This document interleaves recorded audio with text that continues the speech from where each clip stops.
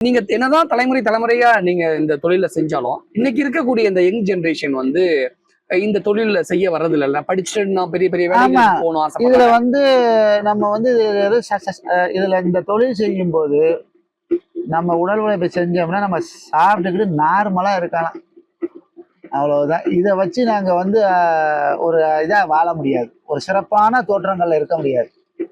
இன்னைக்கு இந்த தொழில் செய்யறதுக்கு ஆளே இல்ல, ஆட்கள் குறைஞ்சுக்கிட்டே இருக்கிறாங்கன்னு சொல்றாங்கல்ல. ஆமா, இன்னும் ஒரு 10 வருஷத்துல இந்த தொழில் செய்ய ஆளே இருக்க மாட்டாங்களா? பொதுவா சொல்லப்போ எனக்கே இதை செய்ய விருப்பம் இல்லை. ஏன்? அதுல போதிய வருமானம் கிடைக்குதுல அதிகமா, என்னுடைய சூழ்நிலையினால இதை செஞ்சுக்கிட்டு இருக்கிறேன். இப்ப உள்ள காலகட்ட விலைவாசிக்கு இந்த பொருள் ஈட்டி நம்ம செய்ய முடியாது, கஷ்டம் ரொம்ப.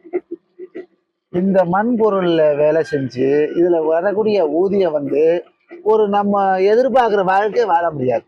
ஆனா உலகத்துடைய முதல் தொழில் இதுதான் அப்படின்னு சொல்றாங்க. ஆனா இதுவே இன்னைக்கு அழிய போகுது, இனிமேல் செய்ய ஆளே இல்லைங்கிறப்ப அது ஒரு விரக்தியா இருக்காதா? இது விரக்தியா இருக்கும்போது அதான் எங்க சமுதாயத்துல எங்க இனத்துல வேற வேற தொழில் மாறி போய்கிட்டு இருக்காங்க. பொங்கல் வைக்க கூட இனிமேல் மண்பானை கிடைக்காது இல்ல, அது கிடைக்கிறதுக்கு வாய்ப்பு இல்லை. எல்லாம் உலோகம் ஆயிடுச்சு இல்ல உங்களுக்கு, எல்லாரும் வந்து வாங்க இதை விரும்பி வாங்க மாட்டேங்கிறாங்க. அப்ப இனிமேல் பொங்கல் வைக்கணும்னா மண்பானையில வைக்கவே முடியாது அடுத்த ஒரு 10 வருஷத்துல.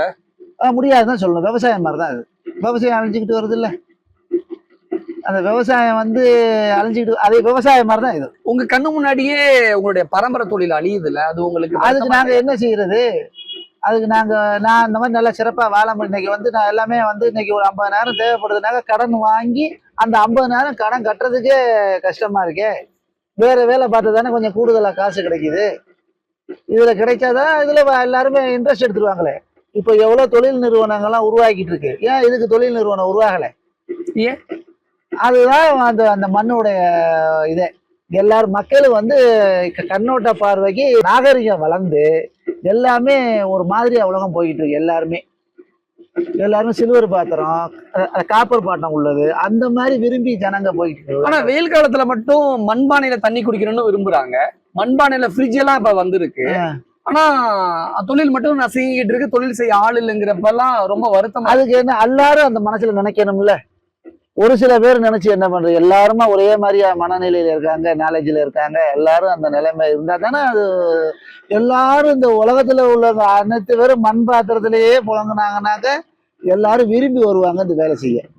அவங்களாலதான் வந்த காரணம்.